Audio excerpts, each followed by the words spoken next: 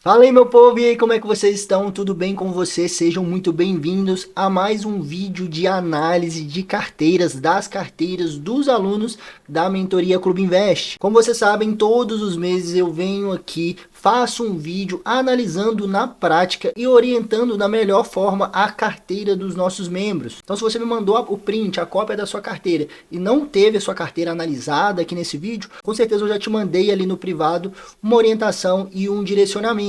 E mesmo assim, não deixe de assistir, porque as orientações que eu vou passar aqui, os insights que eu vou passar aqui nas carteiras desses dois alunos que eu separei, com certeza vai ser de muita valia para você, para o seu portfólio, para a estruturação e direcionamento da sua carteira também. Porque tudo que eu passo aqui, toda orientação é com base no que eu ensino lá dentro nas aulas, que eu passo para vocês, eu ensino ali diariamente para vocês lá no nosso grupo, no suporte, como de fato montar a melhor carteira para longo prazo de forma extremamente segura. Então, sem mais enrolação, vamos para a prática, vamos analisar aqui as carteiras. Vamos começar aqui pela carteira do José Matias. Primeiro eu quero mostrar aqui para vocês, ele me mandou o quê? O print da corretora ali da sua renda fixa, print dos ativos, fundos imobiliários, ações, investimentos no exterior. Só que ele acabou não me mandando o quê? O print da macroalocação. O que é a macroalocação? É a porcentagem que você tem em cada classe de ativos. Isso é fundamental para você entender, né, em como está a sua carteira, a diversificação,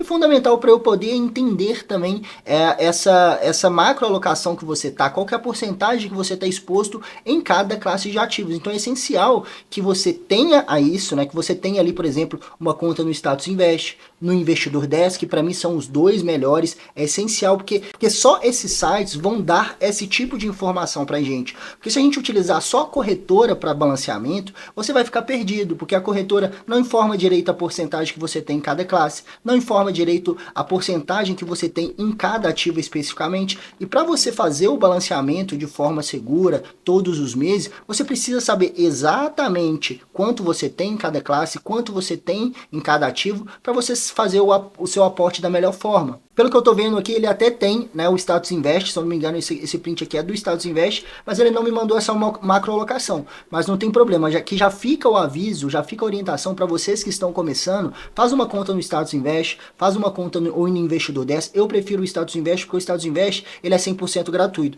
É 100% gratuito. A gente consegue fazer, por exemplo, a integração com a Bolsa de Valores, a integração direta com a B3, né, de forma gratuita. E isso é fundamental, como eu disse, para você organizar a sua carteira. Indo aqui diretamente então para os ativos dele, né, começando sempre pela renda fixa. Isso aqui, pelo que eu entendi, né, eu já até conversei com ele, eu sei, isso aqui é a reserva de emergência. Então ele tem ali 9 mil, seria a reserva de emergência dele. E eu sempre gosto de falar para vocês que a reserva de emergência, pessoal, é fundamental. Eu vejo muita gente cometendo esse erro de negligenciar a reserva. Eu falo isso aqui em quase todos os vídeos. A reserva de emergência é o primeiro passo da montagem da sua carteira de investimento. É aquela classe de ativos, é aquele investimento em renda fixa que vai te dar a segurança e a tranquilidade para você investir nas demais classes. Então jamais negligencie. Vai lá na nossa aula sobre reserva de emergência, faça o cálculo, né? Faça o cálculo da sua meta. Você precisa ter uma meta de reserva, um valor específico para você ir ali em todos os meses montando, dando prioridade inicialmente para a reserva. E a partir do momento que você montou a reserva, ok, finaliza, deixa ela lá rendendo no Tesouro Selic, ou no CDB, ou na caixinha, enfim. E assim, depois que você estruturou, você vai dar uma prioridade maior ao que? Aos demais classes de ativos. Mas inicialmente você pode fazer os dois juntos, renda variável e reserva, mas sempre primeiramente priorizando a reserva de emergência. Então aqui pelo que ele me explicou, esse já estaria próximo ao valor meta dele da reserva, ok, isso é muito pessoal, a sua meta, a sua reserva de emergência vai ser de acordo com a sua realidade, então ele já pode priorizar a diversificação nas demais classes.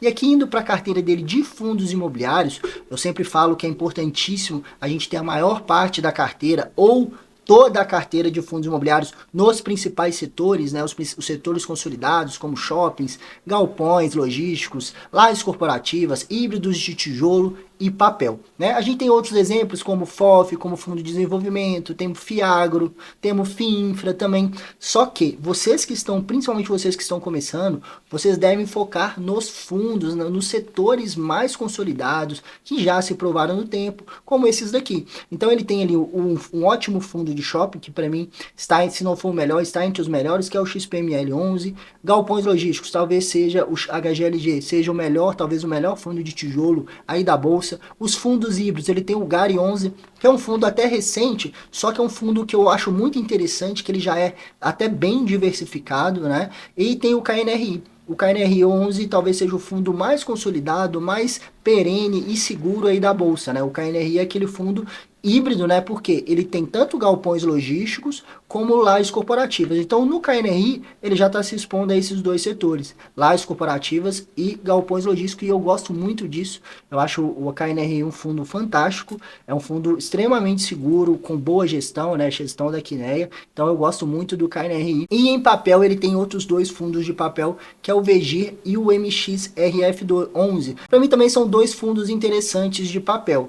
Então, o que tem que ser aqui o próximo passo dele em relação aos fundos? Primeiro, o primeiro ponto aqui é que ele tem que ter um equilíbrio, ele tem que se preocupar em ter um equilíbrio entre os ativos que ele tem. Em relação ao quê? Em relação ao patrimônio investido, em relação a porcentagens. Porque muitas vezes a gente no início, a gente acaba se empolgando e acaba se expondo demais a um determinado fundo ou a um determinado setor. Principalmente no início a gente está buscando um rendimento um pouco mais alto, a gente acaba comprando mais fundo de papel, porque em tese ele paga ali mais. Então tem que tomar cuidado com isso e buscar o equilíbrio da diversificação nos principais setores e também nos valores investidos, nas porcentagens investidas, buscar ali um equilíbrio, por exemplo, dividir de forma, né, próxima ali nos principais setores e nos ativos em si também. Tomar cuidado para não se expor demais a um determinado fundo. Por quê? Porque é isso que vai trazer segurança, você ter um equilíbrio. Porque se você se expõe demais a um determinado fundo, a um determinado ativo,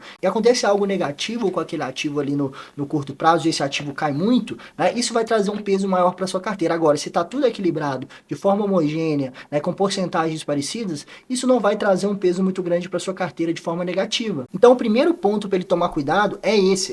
Aqui não tem como eu saber qual que é a porcentagem, mas ele buscar ter esse equilíbrio nos setores e nos ativos que ele tem em si. E posteriormente, eu acho assim, para começar, 6 fundos imobiliários tá bom, tá? Eu sei que ele tá começando agora, então tá bom. Num primeiro momento, sim. Agora, num segundo momento, ele vai começar depois o quê? A diversificar dentro desses setores. Adicionar mais um fundo de shopping, adicionar mais um fundo de galpões, se for o caso, até mesmo um de lajes corporativas de forma direta, até mesmo, posteriormente, mais um fundo de papel, porque o fundo de papel eu gosto até de ter uma diversificação um pouco maior, porque os fundos de papel são, pela estrutura dele mesmo, né, eles acabam sendo um pouco mais arriscados se a gente for olhar a questão, os fundos historicamente que deram mais problema, geralmente é fundo de papel. Então tem que tomar cuidado com o fundo de papel e por isso que é bom a gente diversificar um pouco mais em papel. Então acho que assim, acho que 2, 3 fundos de papel seria interessante. Agora para os demais tipos, né, para os demais setores, ele pode ter 2 ali, já está mais do que suficiente, né, totalizando aí de 10 a 12 fundos, fica uma quantidade bem tranquila de se acompanhar, mas é o que eu sempre falo, você vai fazer isso aos poucos. À medida que o seu conhecimento, sua experiência vai aumentando, né? Você vai diversificando, porque não adianta nada encher sua carteira de ativo, encher sua carteira de fundo no início e tá tudo desorganizado. Para organizar fica muito mais difícil. Agora, quando você vai aos pouquinhos, você vai organizando e estruturando isso de forma muito mais tranquila. Agora, partindo aqui para as ações, a orientação é a mesma, tá? Cuidado com em relação às porcentagens e exposição a determinados setores. Não se expor demais a um determinado setor, a um determinado ativo. Como eu sempre falo, da mesma forma que eu falei aqui para vocês que a maior parte da sua carteira tem que estar aqui em fundos, em ações é aqui, os principais setores perentes: energia, saneamento, seguro e banco. E aos poucos você vai ir diversificando. E tomar cuidado com os setores cíclicos. Por quê?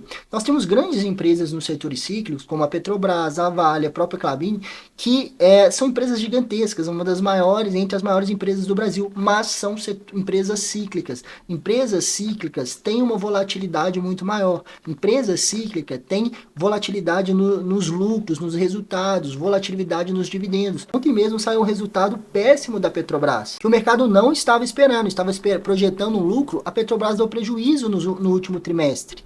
Isso acontece porque a empresa ela depende de vários outros fatores que vão influenciar diretamente no seu resultado, como o dólar, o preço da commodity que ela vende, por exemplo, a Petrobras, no caso, o petróleo, o preço do barril do petróleo, ele varia diariamente, ele é influenciado pelo dólar. Se acontece uma guerra lá no Oriente Médio, por exemplo, vai influenciar diretamente no preço do barril do petróleo. Então tudo que acontece influencia no preço da commodity, assim como a Vale, o preço do minério de ferro. Tudo que acontece no mundo influencia e, consequentemente, vai influenciar o resultado da empresa naquele período. Então você tem que ficar atento aos ciclos de commodities. No período de ciclo de alta de commodities, a empresa ela vai lucrar muito, ela vai pagar muito dividendo, mas no ciclo de baixa, que pode durar aí anos, por exemplo, ela vai poder dar, às vezes ela vai dar prejuízo, vai interromper o pagamento de dividendos. Então você tem que estar preparado para esse tipo de situação. Diferentemente das empresas como energia, saneamento, seguro, banco. Setor de energia pode acontecer o que for. Independente do que está acontecendo, guerra, enfim, o setor de energia aqui no Brasil não vai sofrer interferência. Setor de saneamento, setor de seguro. Então, por isso que eu gosto de ter ali 80, 90, 100% da minha carteira nos principais setores perenes. E aqui ele tem ótimas empresas nos setores perenes. Energia, tem a Taesa, saneamento, tem Sanepar, seguros, BB Seguridade, Banco do Brasil, estão entre as melhores dentro de cada setor. E aqui ele também tem as empresas cíclicas. Então, o que eu faria aqui em relação a essa parte da carteira de ações, né? Primeiro, ter uma exposição bem maior aqui, não que seja errado ter essas empresas, não acho que seja errado. Eu particularmente não gosto, mas se você gosta, você quer ter, você precisa entender o ciclo de mercado das commodities e, paralelamente a isso, eu buscaria ter uma exposição menor a esses tipos de ativo, justamente por conta dessa volatilidade, tanto nos resultados quanto no preço do ativo. Então, ele tem que tomar cuidado nessa exposição e aqui, posteriormente, da mesma forma que eu orientei em relação a fundos imobiliários, aos poucos, adicionar mais uma de energia, mais uma de saneamento, mais uma de seguro e mais uma de banco. Aos poucos, à medida que o seu conhecimento e a organização for aumentando. Eu até conversei com ele sobre isso, né? Ele está bem preocupado em relação à exposição dele maior em Vale e Petrobras. E é isso, aos pouquinhos ele vai aumentando essa exposição nos setores perenes e, consequentemente, a exposição nesses ativos vão diminuindo. Mas sempre, volto a repetir, aos poucos, devagar, à medida que o seu conhecimento vai aumentando e sua experiência vai aumentando. Já pulando aqui para o exterior, ele também já está se expondo ao exterior, né? Nós temos aqui ETFs, né, o VO, o QQQ, ele tem também estoques diretamente a Apple e a Nvidia. Vamos lá, primeiro ponto, que eu sempre falo com vocês em relação ao exterior.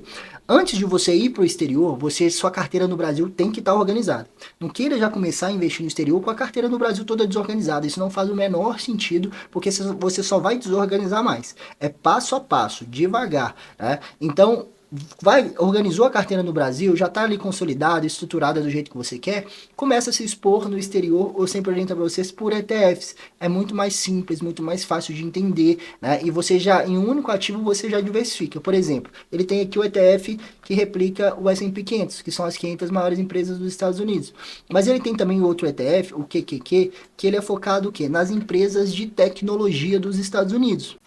Então, ele é um ETF muito menos diversificado. Ele é um ETF muito mais restrito. Ele é focado nas gigantes, nas Big Techs lá dos Estados Unidos, como Apple, Microsoft, Google, Nvidia, entre várias outras. Acontece que essas mesmas empresas do QQQ, né, estão aqui no VO e são as maiores empresas do VO. Então, você tem que tomar cuidado com o quê? Com a sobreposição. Então, ele tem, por exemplo, Apple e Nvidia aqui, as maiores posições, Apple e Nvidia aqui, e ele tem diretamente também Apple e Nvidia investindo diretamente nas estoques. Então não faz sentido porque ele se expôs demais a empresas de tecnologia. Então ele poderia resumir tudo isso aqui unicamente no VO. Seria uma forma muito mais assertiva de se expor ao exterior, porque apenas o VO ele vai estar investindo nas maiores empresas de tecnologia e também nas outras empresas de outros setores, por exemplo, como McDonald's, Coca-Cola, Mastercard, Disney, Bank of America, JP Morgan. Então todas as grandes empresas dos outros setores.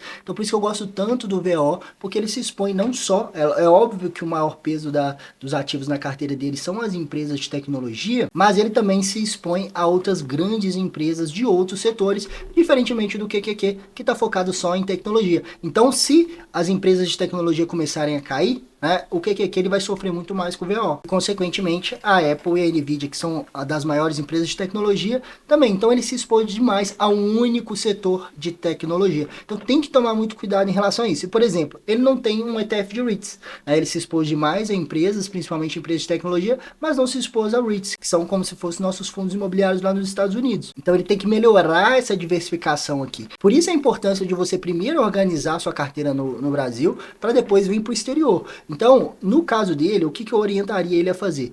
Não mexer no exterior por enquanto, pelo menos aí nos próximos 2, 3 aportes, porque ele vai focar aqui, ó, em organizar a carteira de ações, organizar a carteira de fundos imobiliários, e aí sim, depois ele vai voltar a organizar, buscar a organização da carteira dele no exterior. Ele tem também aqui uma pequena porcentagem em criptomoedas, né? Tem ali Bitcoin, Ethereum e Solana. Ok, não tem problema, não vejo problema em ter criptomoeda, mas era algo que ele deveria pensar mais para frente. Mas como ele já tem as principais criptos mais seguras, entre aspas, né? Porque cripto, a gente sabe da volatilidade que é mesmo as grandes, né? Como Bitcoin e Ethereum, é ter aquela porcentagem menorzinha da sua carteira, mas o foco inicial dele tem que ser o quê? Em estruturar, organizar, primeiro ações e fundos imobiliários. Vamos passar agora para a carteira do Alan, né? Aqui está a composição da carteira, ele tem fundos imobiliários, tesouro direto, ações e também títulos de renda fixa privados.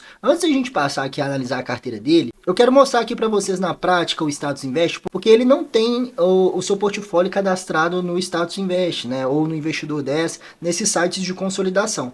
Para vocês verem a diferença que faz você ter uma estruturação, um dashboard desse, mostrando a rentabilidade, mostrando a composição, né, o seu patrimônio, a evolução do patrimônio, os proventos, quanto você vai receber, né, o que está oscilando aqui no dia. Aqui, principalmente aqui na composição, vejam bem, é isso que eu falo sobre macro alocação de ativos. Eu estou aqui na nossa carteira pública, né?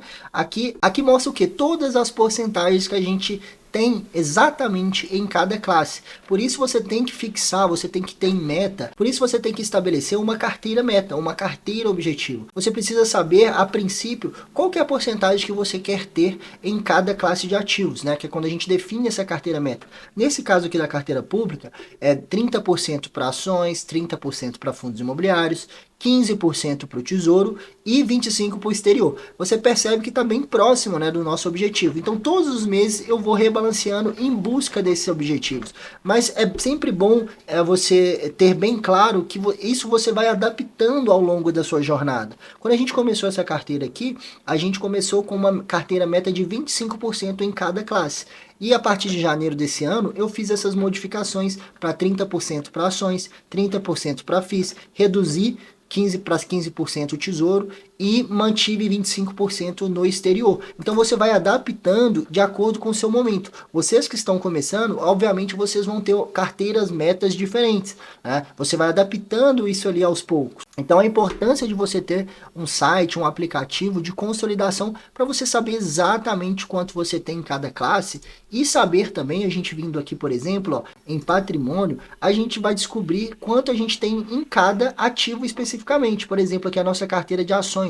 Vamos dar uma olhada na porcentagem que a gente tem em cada ação. Ó, clicando aqui, ó, por exemplo, a nossa maior posição é o quê? Sanepar, 13%, 13% em Itaúsa, 12% em Santander, e assim por diante, vê que está bem equilibrado também. Então é isso que eu quero que vocês façam. Voltando aqui para a carteira dele, pelo menos ele não me mandou, né? Ele me mandou o print da corretora, aqui parece a corretora Rico, né? Vamos partir aqui para os títulos dele, primeiramente de renda fixa, né? Ele tem muito título de renda fixa. Vejam bem, ele tem ali o Tesouro Selic e um RDB da Nubank, né? De curto prazo, que eu entendo que deve ser o que? A reserva de emergência dele. Então ele tem um valor ali interessante, 40 mil nesse RDB, no RDB do Nubank, e tem também um valor no Tesouro Selic, como vocês podem ver aqui.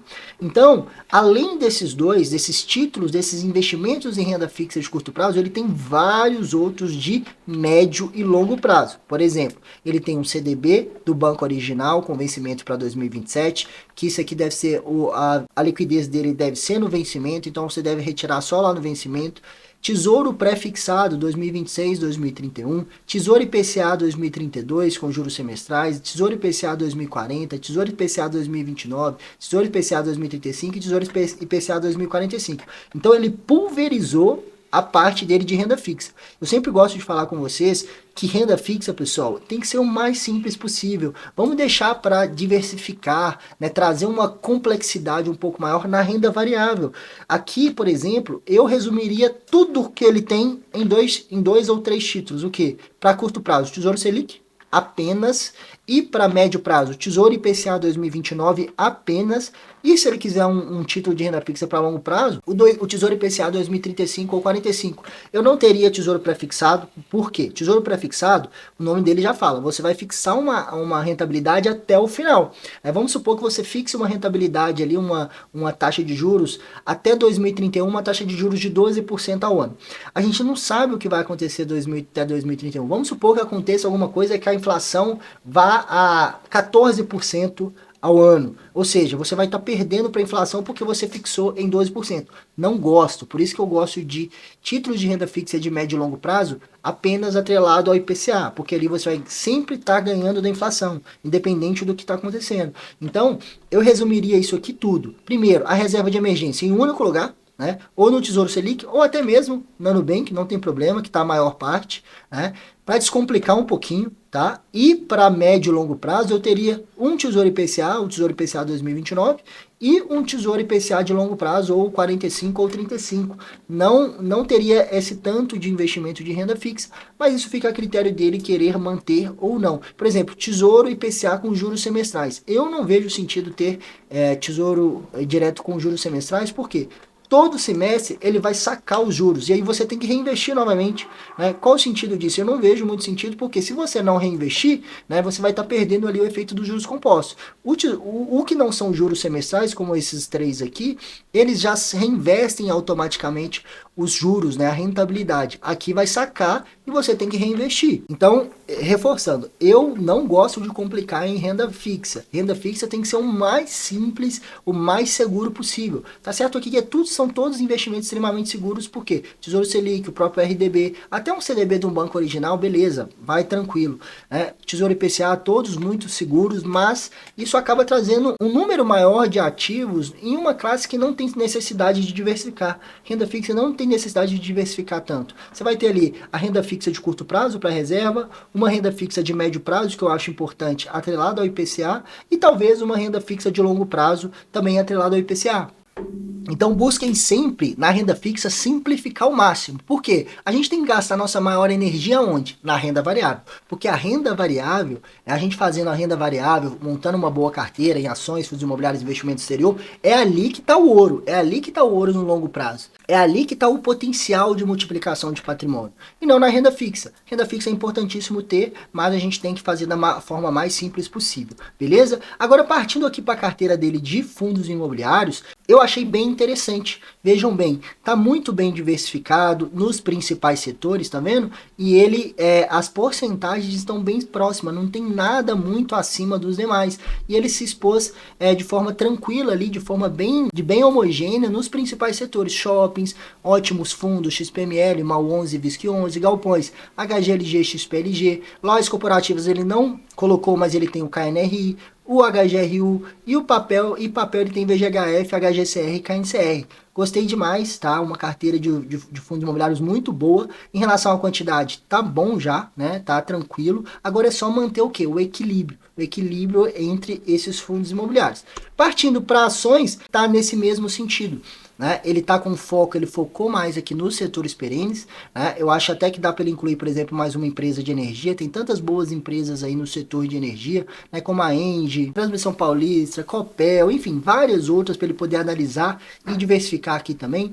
Saneamento, Sanepar, tá ok, ele pode também incluir mais uma se ele quiser. Seguro, ele já tem duas ótimas, né? Que é Porto Seguro e Caixa Seguridade. Banco também, ele tem três empresas, Banco do Brasil, Bradesco e Itaúsa, já está bem tranquilo. Nos demais setores aqui, bens industriais, ele tem duas boas empresas, né, WEG e Kepler, gosto, duas empresas boas, lucrativas, que não estão aqui nos setores perenes, mas também não são empresas que eu considero cíclicas, né, o setor de bens industriais são um setor bem interessante, e aqui nos setores cíclicos ele tem a Vale, ele tem Klabin e tem também Gerdau, né, são empresas gigantescas, mas é naquela mesma linha que eu falei com vocês na carteira anterior, né? A gente buscar ter maior parte da nossa carteira aqui, que é o que ele está fazendo. Apesar de Vale ser a sua segunda maior posição, né? Isso é um ponto de atenção. Vale é uma das maiores, Vale é uma das maiores empresas do Brasil? Sim. Uma baita de uma empresa? Sim. Empresa lucrativa. Mas tem que tomar cuidado com a questão do ciclos de commodities, ciclos do minério de ferro. Isso é um ponto de atenção. Já em relação ao exterior, ele não tem ativos no exterior, né? Os tradicionais, propriamente ditos, como ETFs, enfim. Ele tem ali algumas criptomoedas, né? Que a gente até existe algumas pessoas consideram como investimentos no exterior, mas eu acabei incluindo aqui, mas enfim. Ele tem ali o Bitcoin, tem Solana, tem Ethereum, Polygon e Nucoin. É só tomar cuidado com a questão que eu sempre falo com vocês. Criptomoeda é aquela classe que não tem que ser prioridade inicialmente na carteira de vocês. Eu considero que faz parte sim de uma composição, são ativos extremamente são ativos muito mais arriscados, então tem que tomar cuidado para não se expor demais, né? Principalmente com criptomoedas menores. Então tem que tomar cuidado porque a volatilidade é muito maior. Então o próximo passo que eu entendo aqui para a carteira do Alan é se expor a exterior mesmo, né? ETFs, principalmente ETFs, começar ali com o ETF do S&P 500, ETF de REITs, mesmo porque a carteira dele, a carteira dele de ações e fundos imobiliários estão tranquila. Então, ele já tem ali renda fixa, né? Apesar da carteira de renda fixa dele estar bem pulverizada, a carteira dele de fundos imobiliários está uma carteira legal, a carteira de ações também está uma carteira legal. Então, o próximo passo é consolidar em investimentos no exterior. Então é isso, pessoal, espero que vocês tenham gostado de mais um vídeo de análise. Para vocês que eu fiz essa análise, tanto o José Matias quanto o Alan, se quiser me chamar ali no direct para a gente discutir alguns outros pontos, podem me chamar. Os demais alunos também podem me chamar também, estou sempre aqui para ajudar vocês. Muito obrigado e até o próximo vídeo de análise, valeu!